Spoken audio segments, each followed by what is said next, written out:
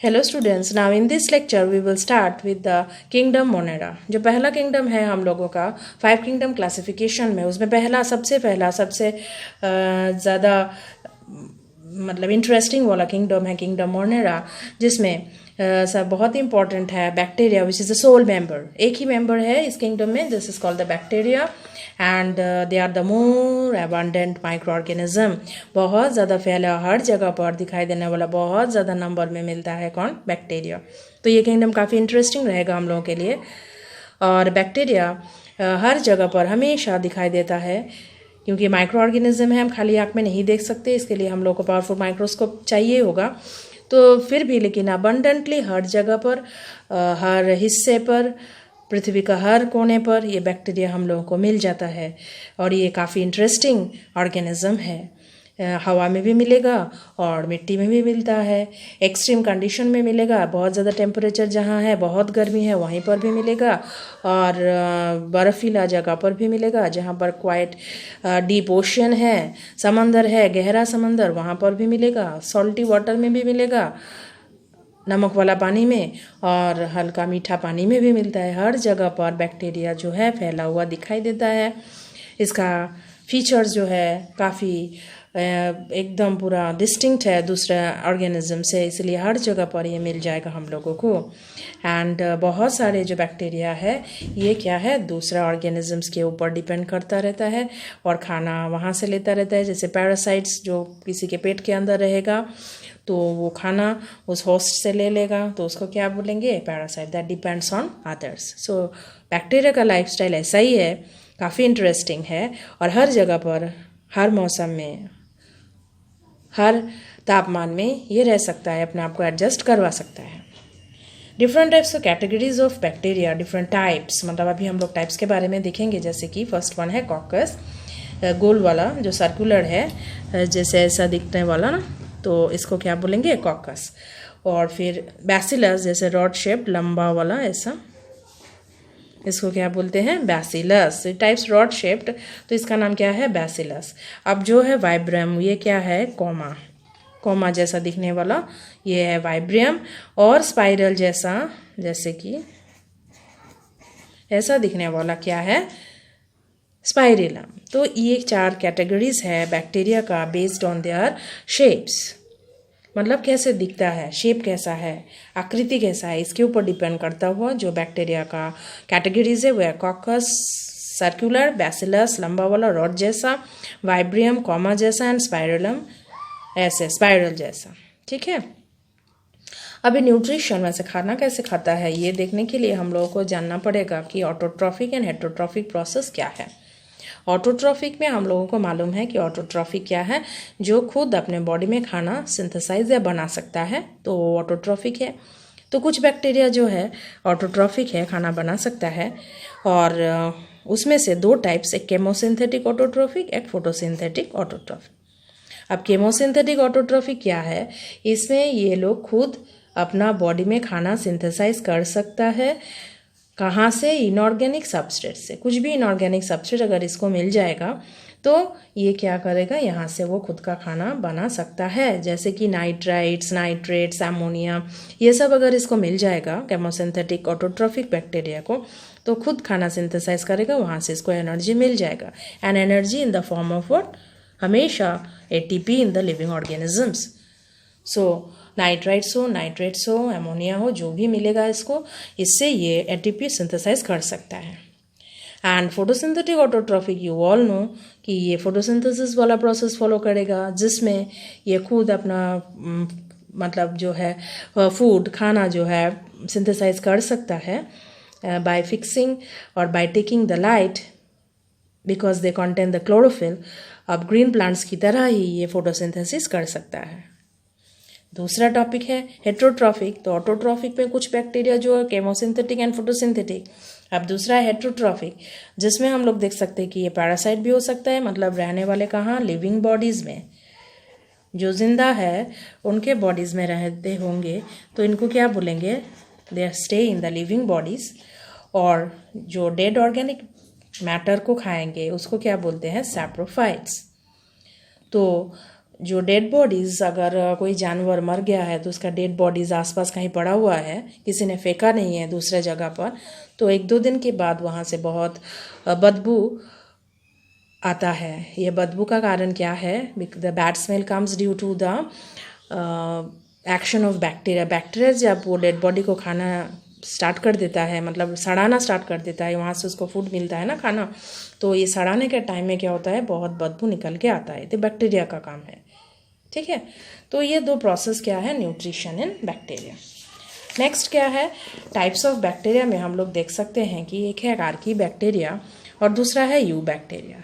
अब ये जो आर्की बैक्टीरिया है ये हर जगह पर रह सकता है,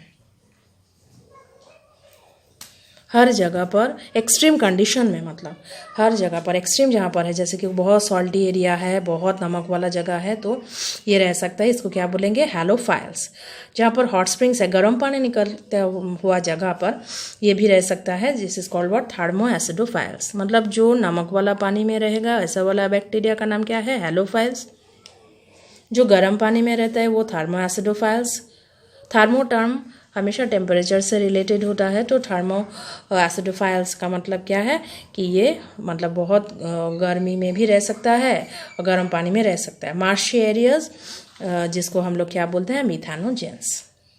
तो ये आर्की बैक्टीरिया जो एक्सट्रीम कंडीशन में रहने वाले बैक्टीरिया है, और दूसरा बैक्टीरिया जो भी अलग अलग जो बैक्टीरिया है उनमें से मतलब बहुत ही अलग है, क्योंकि सेल वॉल स्ट्रक्चर ही इनका अलग है। सेल वॉल में उनका जो कैरेक्टरिस्टिक फीचर होता है ये हर एक बैक्टीरिया को इससे अलग कर देता है। एंड इसका जो सेल वॉल है काफ़ी टफ है, इसलिए एक्सट्रीम कंडीशन में ये बच जाता है, इसका कुछ नहीं होता, अपने आप को बचा के रख लेता है because of the strong cell wall. इसका कंपोजिशन ऐसा ही है, ठीक है। अब जो ये मिथानोजन है ये गाय भैंसों के पेट में रहता है, गट ऑफ द रूमिनेंट्स। जैसे गाय भैंस का पेट जो है इसके अंदर रहता है जो बैक्टीरिया, उसका नाम क्या है, मिथानोजेंस।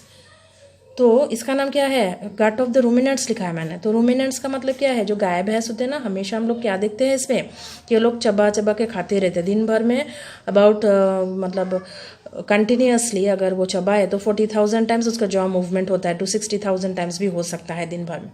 तो ऐसा मूवमेंट्स रहता है मुंह में। तो हम लोग हमेशा देखते हैं गाय भैंस बैठा हुआ है तो ये लोग क्या करते रहते, चबाते रहते। खाना एक बार चबा के अंदर गया और उसके बाद फिर से वापस आ जाता है मुंह में, तो ये चबाता रहता है कंप्लीट डाइजेशन होने के लिए। तो this animals are called what, ruminants. ये सब एनिमल्स को क्या बोलते हैं, रूमिनेंट्स। बार बार जो चबाते रहते हैं इसको। इसी के इन लोगों के पेट में क्या रहता है, मिथानोजेंस। तो जब भी ये लोग जो है अपना जो वेस्ट प्रोडक्ट्स बाहर निकलते हैं, जैसे कि वो लोग काउडंग जो गोबर, उसमें से एक बदबू आता है because of the gas methane. और ये मीथेन क्या है, जो डंग ऑफ द काउ एंड बैफेलो है, मतलब जो वेस्ट प्रोडक्ट है, सॉलिड वेस्ट जो निकलता है, तो उसमें से जो बदबू आता है because of this bacteria which is called the methanogen. And this can be used as biogas. गोबर को हम लोग बायोगैस में कन्वर्ट करते हैं ना, आप लोगों को मालूम है। तो this is called what, the biogas. So that will release what, the methane gas. This acts as biogas. So इस काफ़ी इंपॉर्टेंट है। लेकिन कंडीशन क्या है आर्की बैक्टीरिया की, ये लोग एक्सट्रीम कंडीशन में रह सकता है।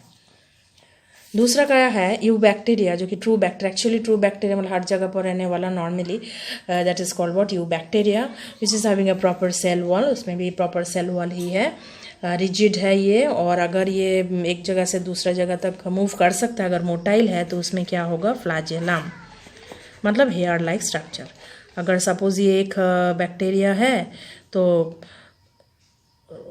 मतलब सर्कुलर वाला, तो उसमें अगर ये मूव कर सकता है तो ऐसा वाला कुछ हेयर लाइक स्ट्रक्चर होगा, विच इज़ कॉल्ड व्हाट, फ्लैजेलम।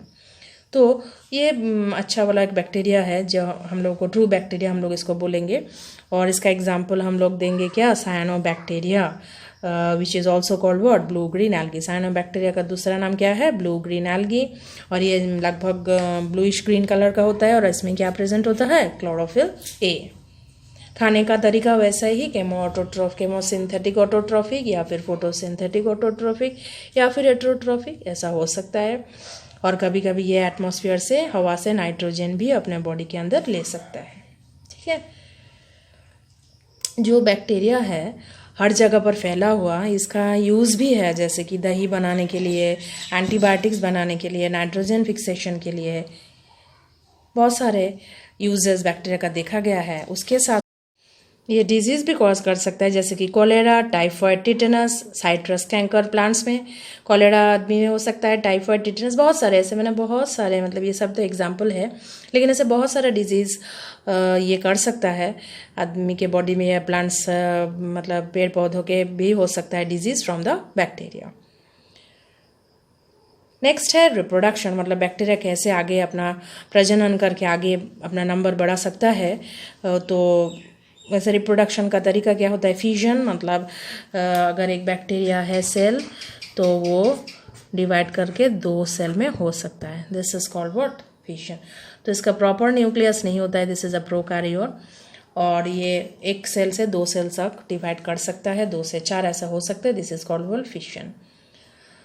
और दूसरा हो सकता है अगर सिचुएशन ठीक नहीं है, कंडीशन फेवरेबल, अच्छा वाला कंडीशन नहीं है, तो ये क्या कर सकता है, स्पोर फॉर्मेशन कर सकते हैं। स्पोर मतलब जैसे कि ऐसे पाउडरी कुछ सब ऐसा स्ट्रक्चर्स अपने बॉडी में फॉर्म कर सकता है, जो फेवरेबल कंडीशन जब मिलेगा तब बैक्टीरिया में कन्वर्ट हो जाएंगे, मतलब डेवलप हो जाएंगे।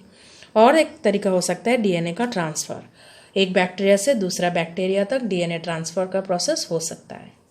तो बैक्टीरिया काफ़ी इंटरेस्टिंग है, इसका कैरेक्टरिस्टिक काफ़ी लुभावना है मन को, और हम लोगों को बैक्टीरिया के बारे में जितना भी जानकारी मिले वो हम लोगों को बहुत ही आकर्षित करता रहता है। एंड बैक्टीरिया के साथ साथ माइकोप्लाज्मा इसी कैटेगरी में एक आता है, which lacks the cell wall, एक ऑर्गेनिज्म जिसमें सेल वॉल है ही नहीं, and this is the smallest living cell. Mycoplasma सबसे छोटा सेल है जिसके बाहरी हिस्से में कोई वॉल है ही नहीं, and it can also live without oxygen. अब ऑक्सीजन नहीं मिलेगा तो भी ये रह सकता है, कौन, mycoplasma, the smallest living cell which lacks the cell wall, and it can sometimes cause disease, so it is also pathogenic. जो भी ऑर्गेनिजम्स ना बॉडी में अगर कोई रोग फैला सके और फैलाने का कोशिश करे या रोग दे जाए, बीमारी दे जाए, तो इसको क्या बोलेंगे, pathogens. So mycoplasma is also pathogenic because it causes disease, and disease can occur in human being and also the animals.